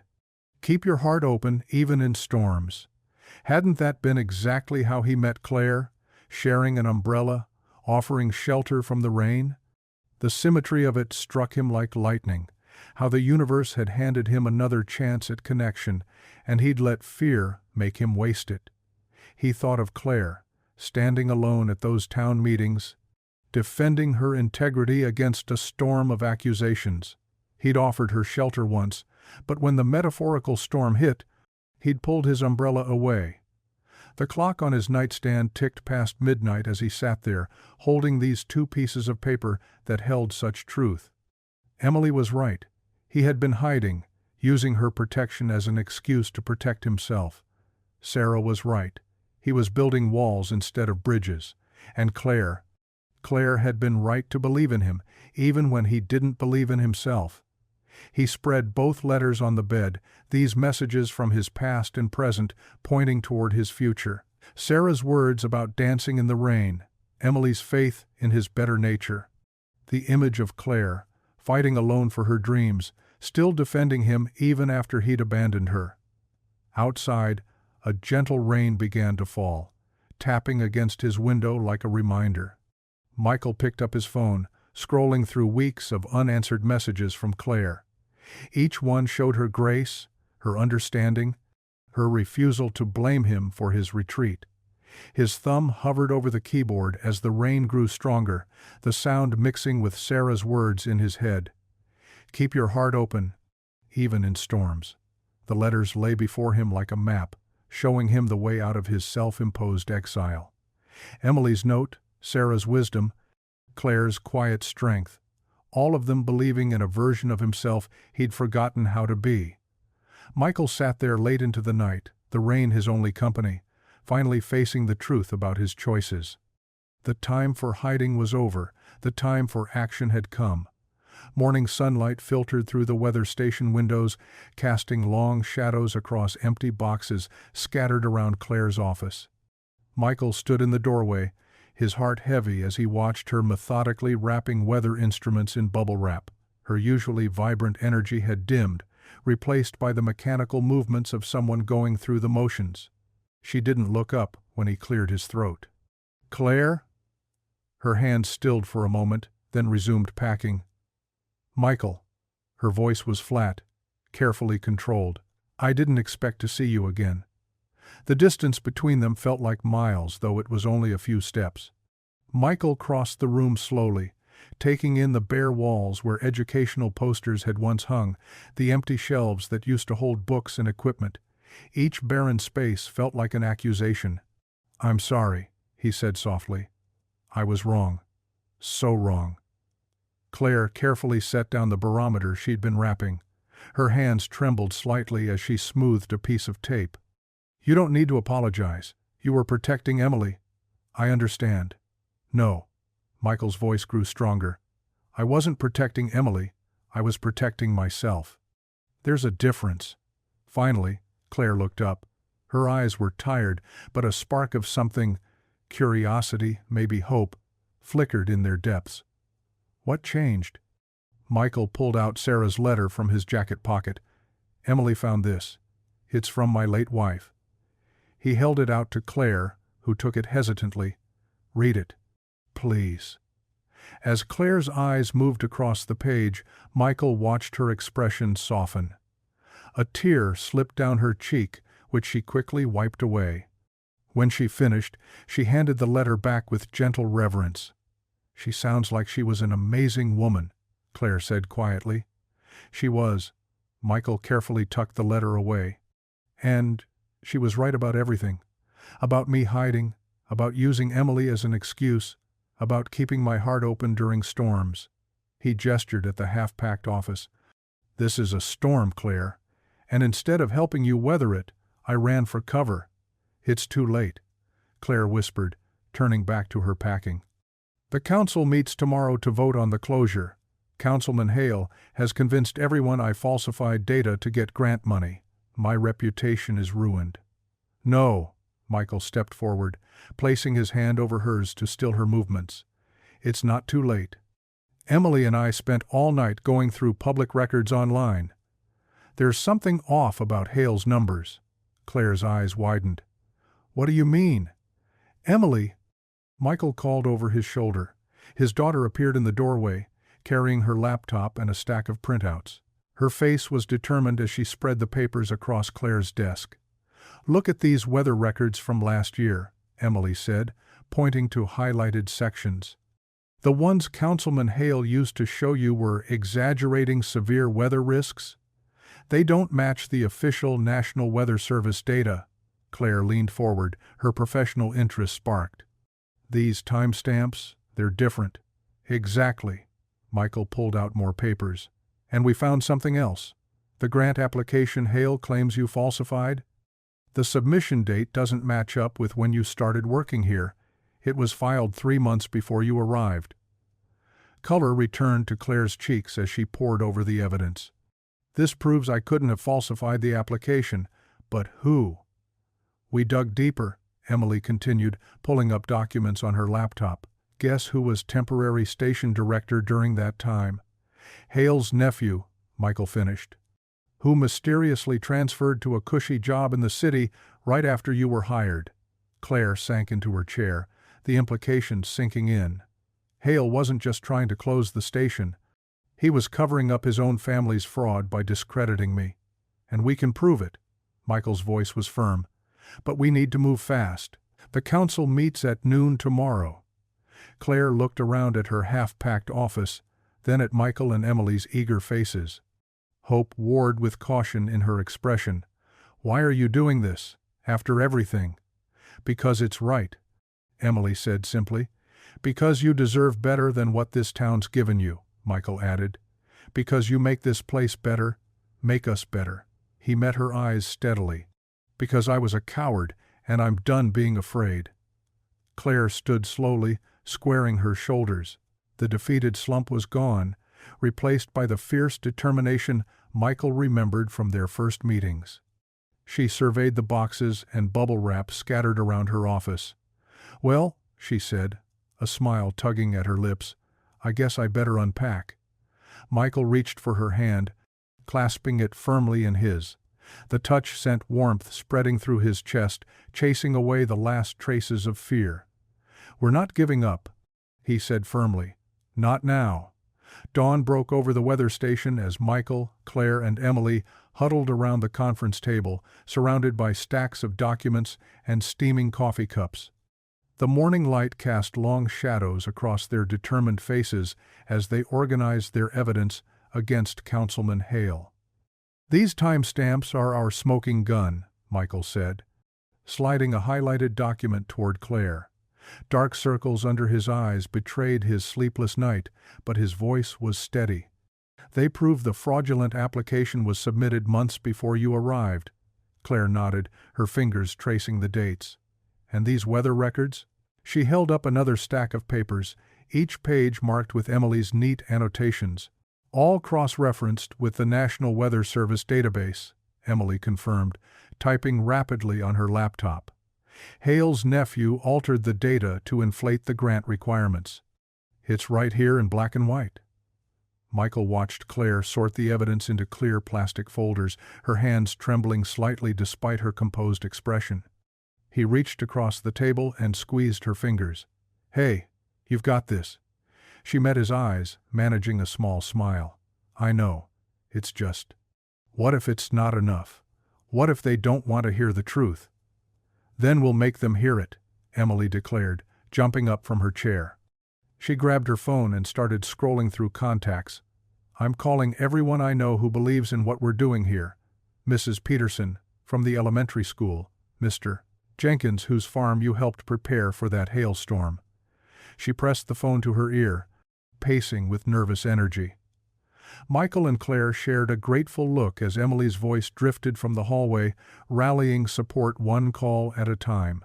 They could hear the passion in her voice as she explained the situation to each person. "Your daughter is remarkable," Claire said softly. "She gets that from her mother," Michael replied, then added with a gentle smile, "and maybe a little inspiration from you." Claire's cheeks flushed pink as she turned back to the documents. "The council meeting starts at noon. We should practice what we're going to say." They spent the next few hours rehearsing their presentation, Claire pacing as she refined her speech about the station's importance to the community. Michael organized the evidence into a clear, compelling narrative that even the most skeptical council member couldn't ignore. Emily burst back into the room at 11:30, her face flushed with excitement. "People are already gathering at Town Hall. Mrs. Peterson brought her whole fourth-grade class to show support." The drive to Town Hall was tense with anticipation. As they pulled into the parking lot, Michael's breath caught at the sight of dozens of familiar faces filing into the building. Emily hadn't exaggerated. It seemed like half the town had shown up. Inside, the council chamber was packed. The wooden benches creaked under the weight of concerned citizens, and people lined the walls 3 deep. At the front, 7 council members sat behind their elevated desk, Councilman Hale's face already turning red as he surveyed the crowd. Mayor Thompson called the meeting to order, her gavel cutting through the murmur of voices. "Today's agenda concerns the proposed closure of the Millbrook Weather Station. Before we vote, we'll hear from Station Director Claire Donovan, and it seems we have additional speakers?" "Yes, Madam Mayor." Michael stood, his heart pounding but his voice clear. "I have evidence relevant to this matter." Councilman Hale's chair scraped against the floor as he stood. "This is irregular. We're here to vote on the station's viability, not listen to some mechanic's amateur investigation." "Order," Mayor Thompson warned, fixing Hale with a stern look. "Mr. Carter has the right to present relevant information. Please proceed." Michael moved to the podium, spreading out his documents. The fluorescent lights hummed overhead as he began methodically laying out the evidence. He explained the discrepancies in the timestamps, the altered weather data, and the suspicious transfer of Hale's nephew. With each point, he placed another document on the overhead projector, the proof displayed clearly for all to see. Gasps and whispers rippled through the crowd as the story unfolded. Councilman Hale's face grew progressively darker, his protests weaker, until he slumped in his chair, defeated. When Michael finished, Claire rose and took his place at the podium. Her hands shook as she gripped its edges, but her voice rang strong and clear. "I came to Millbrook because I believed in the power of community," she began. "Not just to predict the weather, but to help each other prepare for life's storms. This station isn't about numbers on a screen or grant money." Her voice cracked with emotion. "It's about the farmer who saved his crop because we warned him about early frost. It's about the school children who learned to read weather patterns and now teach their parents. It's about neighbors helping neighbors when the clouds gather." She paused, tears gleaming in her eyes. "I've been accused of fraud, but the only fraud here was the attempt to destroy something valuable to this community. The weather station isn't just my dream, it belongs to all of us. And I'm asking you to help me protect it." The chamber fell silent as Mayor Thompson called for the vote. Michael held his breath, feeling Emily's hand slip into his. One by one, the council members cast their votes. The motion to close the Millbrook Weather Station is denied by a vote of 6-1, Mayor Thompson announced, her voice nearly drowned out by the explosion of cheers and applause. Claire swayed on her feet, emotion overwhelming her. Michael stepped forward just as her knees buckled, catching her in his arms.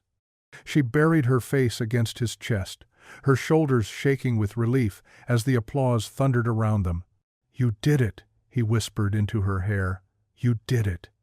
Emily crashed into them both, turning their embrace into a group hug as people crowded around to offer congratulations. Through the windows of Town Hall, sunshine broke through the clouds, casting warm light across their faces. A perfect weather forecast for new beginnings. The evening air hung heavy with spring sweetness as Michael and Claire emerged from the town hall celebration. Most of the crowd had dispersed, heading home to spread the good news about the weather station's victory. A gentle rain had begun to fall, painting the sidewalks with silver droplets that caught the glow of street lamps. "Emily just texted," Michael said, checking his phone. "She's staying at Sarah's house tonight. They're having a victory sleepover with some other friends." Claire smiled, watching the rain create ripples in a nearby puddle. "She deserves to celebrate. We couldn't have done this without her." "Here," Michael said, reaching into his car. He pulled out a familiar umbrella, the same one they'd shared on that first stormy day. "Would you like me to walk you home?" Claire's eyes softened at the sight of the umbrella. "That seems fitting, doesn't it?" Michael opened the umbrella with a soft whoosh, holding it high enough for both of them to fit beneath its shelter. They fell into step together, their shoulders occasionally brushing as they navigated the wet sidewalks. The rain drummed a gentle rhythm above their heads. "I keep thinking about that first day," Claire said, her voice quiet against the patter of raindrops. "How different everything might have been if you hadn't offered to share your umbrella with a stranger." Michael's heart quickened. "I've thought about that too. A lot, actually."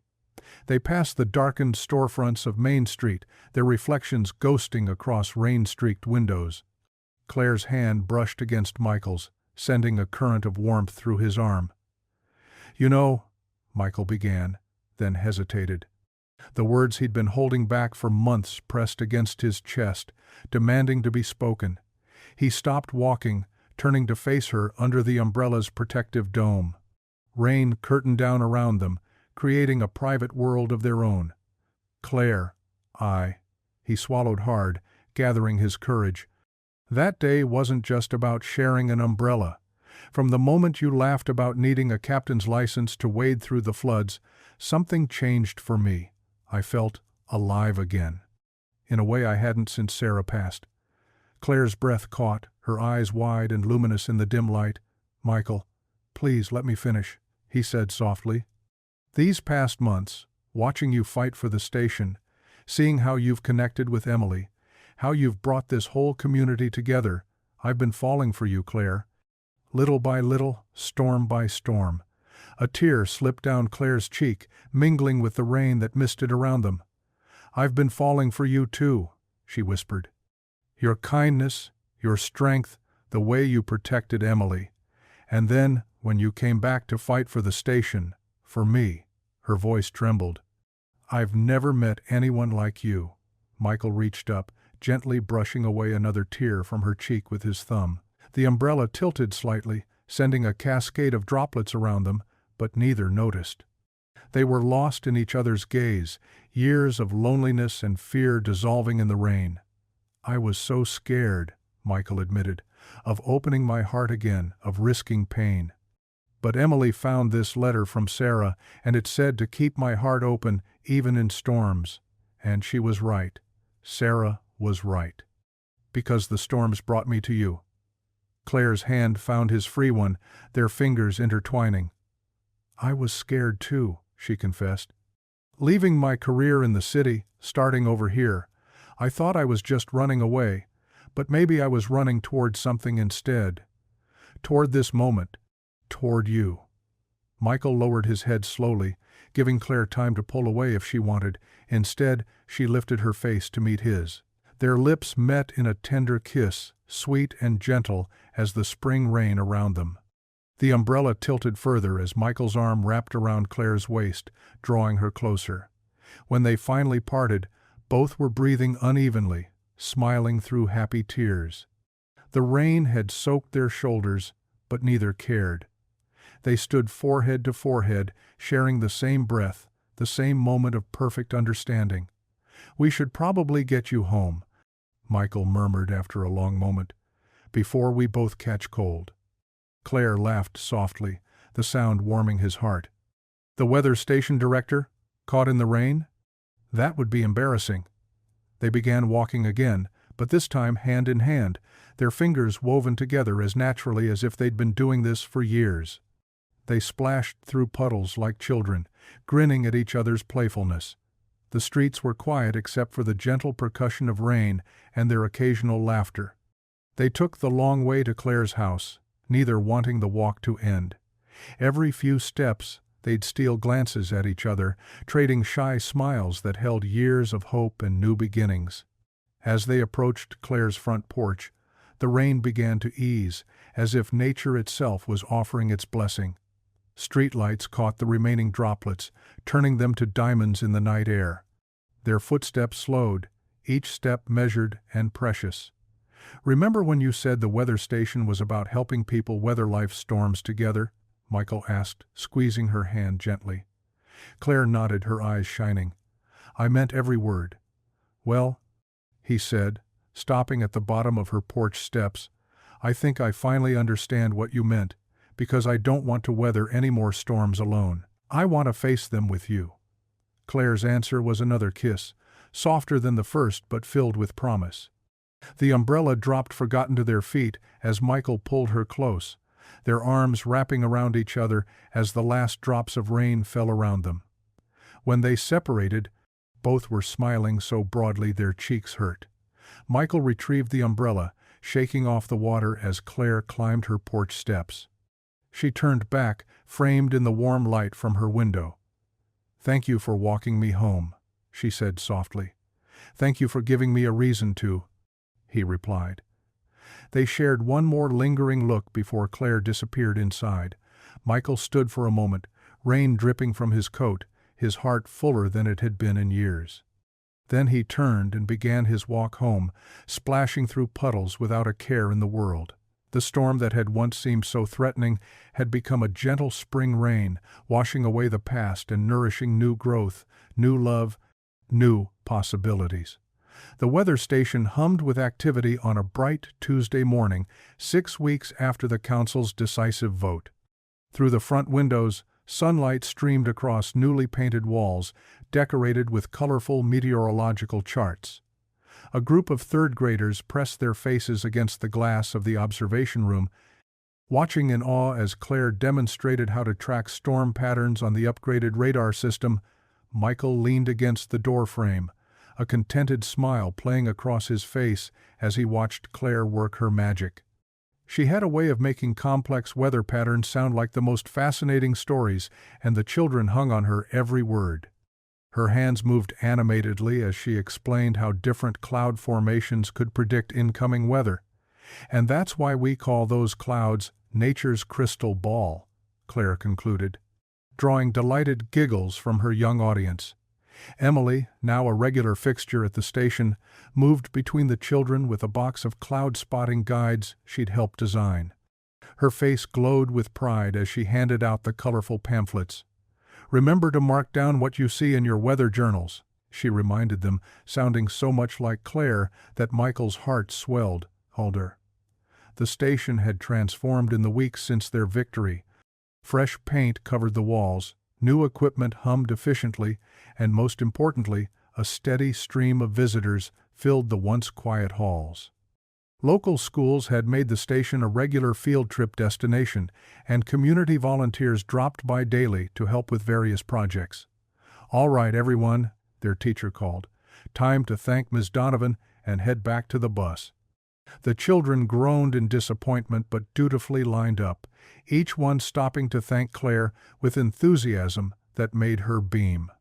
As the last student filed out, Claire caught Michael's eye and smiled that special smile she reserved just for him. "Another successful mission accomplished," she said, walking over to join him. "You're amazing with them," Michael replied, resisting the urge to pull her close. They tried to keep things professional during work hours, but sometimes it was difficult. Emily approached, tucking her clipboard under her arm. "The next group comes at 2, she reported. "It's the Middle School Science Club." She paused, grinning. "And Dad, don't forget we're hosting the Community Appreciation event this evening." "As if he could forget," Claire laughed. "He's been checking the setup in the park 3 times a day." Michael shrugged, not bothering to deny it. "I just want everything to be perfect. The whole town's coming out to celebrate." The appreciation event had been Emily's idea, a way to thank the community for their support and showcase the station's new programs. The local park would host food trucks, weather-themed activities, and live music. Most importantly, it would bring everyone together, strengthening the bonds that had formed during their struggle to save the station. Throughout the afternoon, Michael found himself pausing between tasks to observe the easy rhythm they'd developed. Claire would catch his eye across the room while reviewing forecast data, sharing silent moments of understanding. Emily moved between them like a bridge, her presence completing their circle in a way that felt meant to be. As evening approached, they headed to the park where volunteers were setting up the last of the decorations. Strings of lights crisscrossed overhead, creating a warm glow in the gathering dusk. Tables laden with food lined one side while children crowded around a weather balloon demonstration on the other. "This is more than I ever imagined," Claire whispered, squeezing Michael's hand as they watched the crowd grow. The mayor stepped up to the small stage they'd assembled, tapping the microphone. "Good evening, everyone. We're here tonight to celebrate not just our weather station, but the spirit of community that saved it." Applause rippled through the crowd. Michael felt Emily slip her hand into his free one, completing their chain. "When Claire Donovan arrived in our town, some of us weren't sure what to make of her big city ideas," the mayor continued, smiling. "But with the help of the Carter family and all of you, she's turned our weather station into something extraordinary, a place of learning, preparation, and community connection." More applause followed, along with a few cheers. Claire ducked her head, but Michael could see the proud flush in her cheeks. "Thanks to their dedication, our children understand weather patterns better than I ever did," the mayor added, drawing laughs. "Our farmers have more accurate forecasts than ever before. And, most importantly, we've learned that sometimes the biggest storms bring the greatest blessings." The crowd's response was thunderous this time. Emily beamed up at her father, and he pulled her close, dropping a kiss on top of her head.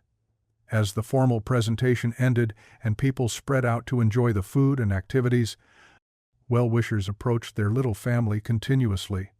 Old Mrs. Henderson brought her famous apple pie, insisting Claire had saved her garden with accurate frost warnings. The third-grade teacher from that morning stopped by to say her students couldn't stop talking about clouds. "Look at that," Emily said suddenly, pointing to where several of her classmates were gathered around the weather balloon display. "Remember when people used to think the station was boring?" Claire laughed. "Now we can barely keep up with all the volunteer applications." The evening wore on, filled with music, laughter, and the warm buzz of community. As the crowd began to thin, the first drops of a gentle spring shower began to fall. Instead of running for cover, people simply opened umbrellas or huddled under the strung lights, the rain adding a magical quality to the celebration. Michael reached into his jacket and pulled out their umbrella, the same one that had started it all. Without a word, Claire and Emily moved closer, fitting perfectly beneath its shelter. They began their walk home, falling into step together as naturally as breathing. "Did you see Jimmy's face when the weather balloon went up?" Emily chatted excitedly. "He's definitely signing up for the junior meteorologist program." "And Mrs. Chen said she'd teach a workshop on traditional weather prediction methods," Claire added, her shoulder warm against Michael's. They passed through the park's entrance, where puddles were beginning to form on the sidewalk. The rain pattered softly against their umbrella, but unlike that first stormy day, there was no rush, no anxiety, just the peaceful rhythm of three hearts beating in harmony. Emily skipped ahead occasionally, splashing in puddles despite being too old for such things, then darting back under the umbrella's protection with giggles that made both adults smile. Claire's hand found Michael's, their fingers intertwining with familiar comfort. The town stretched out before them, its streets washed clean by the gentle rain, its windows glowing with warm light. Above, the clouds were already beginning to part, revealing hints of stars in the clearing sky. If you enjoyed the story, I handpicked this next story that you will enjoy. Please don't miss this one. Click here to watch it.